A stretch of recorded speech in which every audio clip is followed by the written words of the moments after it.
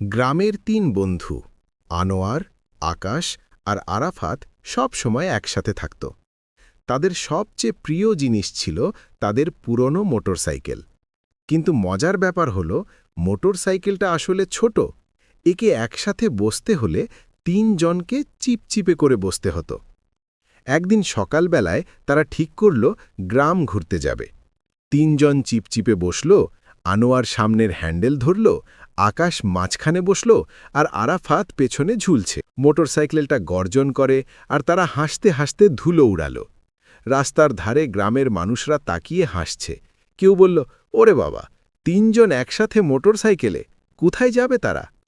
তারা হেসে বলল, এটাই আমাদের ধরনের অ্যাডভেঞ্চার।